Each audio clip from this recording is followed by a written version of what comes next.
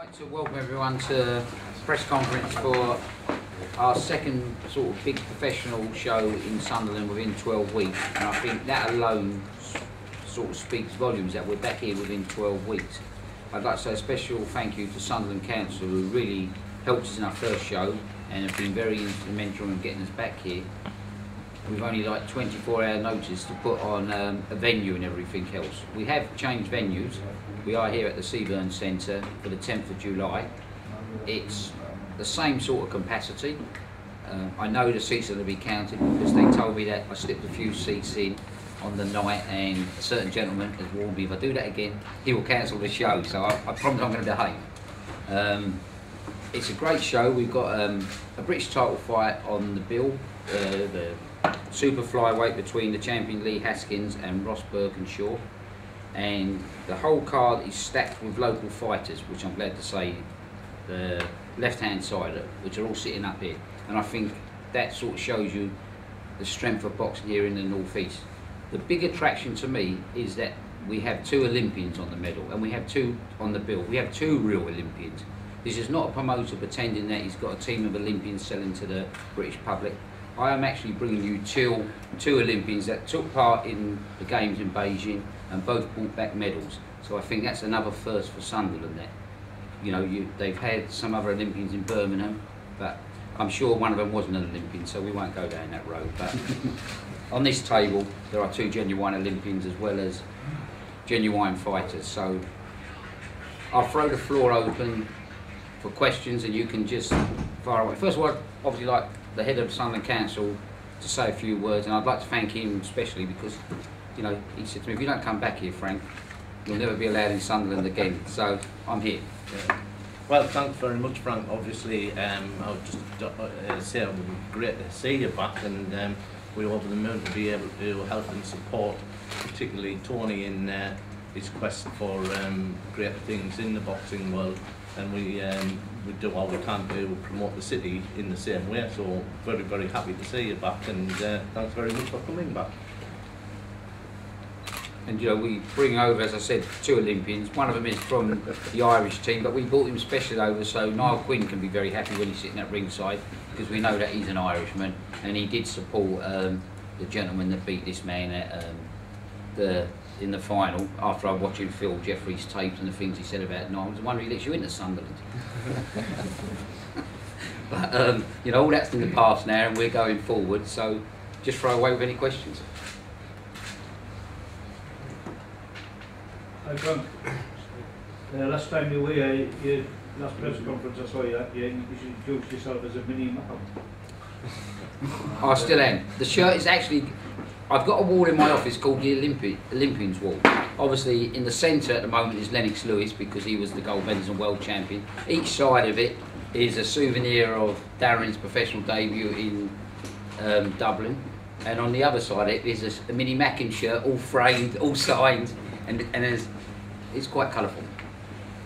Well, it's quite good because I think the mini Mackin was the straw that brought the black and white camel's back. Just over the line. Plus that Tony gave, £5 quid as requested him to. It was that pep talk you give that team, wasn't it? Yeah. So on that road, is it possible sometime in the future we might see a Mackin versus Europe or Mackin versus the rest of the world card? Yeah, I mean, you know, we're slowly building. I mean, I think I've got some very talented fighters on this table, in the heavyweights, in the young kids on this side, in the Dickinson brothers who at Durham, which is a very close neighbourhood, you know, and I know they're Sunderland supporters. I think they are. Yeah, see, we've educated them as well. We've educated them as well. So, you know, I think, yeah, I actually think Sunderland will take over from Manchester and London as the home of British boxing. I think within the next 18 months, with the help of all these fighters, this place will become the home of British boxing.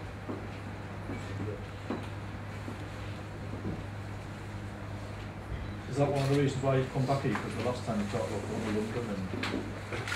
Well, we have a show in London on the 30th, but you know, Sky Television itself was so impressed with the atmosphere from the Pro Tree Leisure Centre. One of the bosses, I won't say which one, he said my television was jumping off the stand with all the people in red and white shirts coming out there. He said do you think you could do the same again? So I phoned my partner in crime, Mr. Jeffries, and said, do you think everyone would turn out again to see a show? They said yes. The council said they were willing to get involved again and help us. So, you know, we're here, and hopefully the people of Sunderland will turn up and do the same thing again.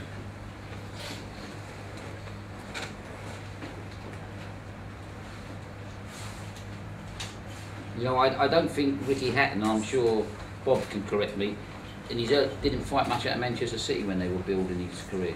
No, it was always. So, you know, if we can do the same with Tony here in Sunderland, I'd be happy. And if we can get this man adopted because of his Irish connections, we'll be happy, you know, to give you the two real Olympians all the time.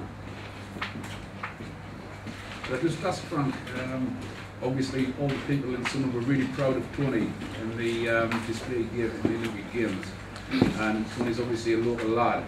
And both he and you endorse Sunderland's bid to host the World Cup when it comes to Sunderland, to England in 2018. Definitely. I mean, I'm a great believer that sport should be in this country, any sport, you know. I was instrumental in the Olympics getting into London, but don't tell anyone that. Well done. As I ran for the Mayor of London, that was one of my major things, bring the Olympics to London. But I did fail in my bid to be the Mayor of London. Can't understand that. Not gonna I?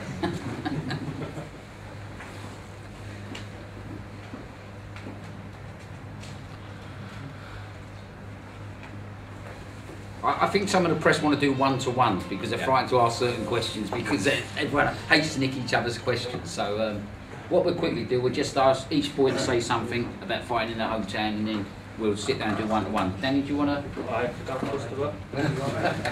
No, it's great. It's unbelievable. I'm really thanks to Tony for giving all the publicity and stuff in Sunderland, which is going to be a great build fight on as well as in the future. So we've got some good shows on in Sunderland. Yeah, boxed in Sunderland a few times. It's always a great atmosphere. I'm sure the event's going to be a good night, and I'm looking forward to it. Can't wait.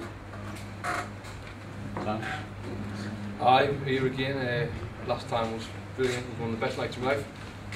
Walking out for that big crowd, atmosphere was electric. It was unbelievable. And Frank to get us here again. I knew I was going to be boxing back in Sunderland again sometime this year, but not my next fight, not this soon. It's brilliant. It's brilliant for Sunderland. I'm getting a lot of messages of people saying you're keeping Sunderland on the map, but like Frank said, Sky TV, we wanted to come back here because of the supporters. Well, not so much because of me, because of all them, the way the atmosphere was. So it's them who was keeping Sunderland on the map. So I'd like to thank everyone who came last time. Well, I'm here as a guest. I watched Tony's debut on Sky like everyone else, and I saw the response that the crowd gave him, the passion that they showed. You know, and it shows he can be a big star in the future. So I've been invited up as a guest to box. I've actually got a fight in just less than 2 weeks on the 30th in London. So I've got to get through that first. No injuries, and I'll be out again on the 10th. So. I have a tough schedule ahead of me, so I'm delighted to be up here, and I hope that the Sunderland fans also get behind me and you know, give us a good response. And yeah, I'm looking forward to it. Can't wait to feel the energy that you felt up here. You know, it's great. That's great. I mean, it gets our fans to be able to come watch us easier as well. I mean, close to home. I'm sure everyone understands that we're not from Newcastle and supports us a bit more this time, like, but it was great. Please be back here straight away. I enjoyed the show last time, had a good win. Hope to do it again. Made me pro debut, and to be in front of like the home fans and on a Sunday show for the first fight, it's unreal. Like, it's amazing. Yeah, I fought a few times. I'd say quite a few people with us, you know. I think it'd just be great to fight on one of Tony's belts. Fans are great up here. The support's excellent, you know. The fans are passionate. And it's just a big, great atmosphere. Can't wait. Okay, we'll leave them to do. I know some of you want to do one-to-one, so I'll leave you to take it in turns who you want to interview. We are obviously going down to the Olympians gym which Phil will tell you where it is. And everyone's welcome to come down and have a look. I mean, I've been down and saw it this morning. I think it's going to be a very good gym, and I think again it's going to bring more stuff interesting to the city as well. Some of the projects that he's got up his sleeve, and some of the things some of the boys are going to do down in the future. Television.